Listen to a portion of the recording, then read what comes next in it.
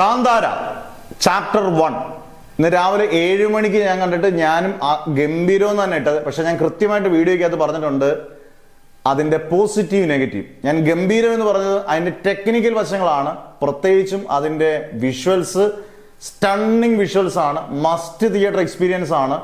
അതുപോലെ തന്നെ എൻ്റെ ഇപ്പം നല്ല സിനിമാറ്റോഗ്രഫി ഗംഭീരമാണ്, അത് വിഷ്വൽസിൽ വരുന്നതാണ്.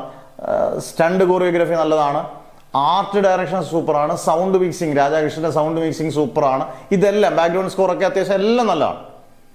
അല്ലാതെ ഈ പറഞ്ഞ അതിനകത്ത് സ്പോയിലർ എന്ന് പറയില്ല, ജയറാമിന്റെ അസാധാരണമായി ഈ അടുത്ത് കണ്ടതിൽ എനിക്ക് തോന്നിയില്ല, അങ്ങനെ ഫീൽ ചെയ്തില്ല. കാരണം ജയറാം ഇതിനകത്തും ഒരു ഇത് OTT വരുമ്പം ബെറ്റ് വെച്ച് ഒരു ട്രോൾ മെറ്റീരിയൽ പോലെ ആകും. കാരണം ഋഷഭ് ഷെട്ടിയുടെ കൂട്ടൊക്കെ ഇങ്ങനെ പിടിച്ചൊക്കെയുള്ള സീനൊക്കെ ഉണ്ട്, ഇതൊക്കെ ട്രോൾ ആകാനുള്ള ചാൻസ് വളരെ കൂടുതലാണ്. പിന്നെ അതിനകത്ത് നായികയുടെ നമുക്കൊരു വില്ലനിസം ഒരു ഫീൽ ചെയ്യുന്ന ഫാക്ടർ എനിക്ക് തോന്നിയിട്ടില്ല, പേഴ്സണലായിട്ടാണ് എനിക്ക് തോന്നിയിട്ടില്ല. ബാക്കിയെല്ലാം ഗംഭീരമാണ്, ടെക്നിക്കലി ഗംഭീരമാണ്.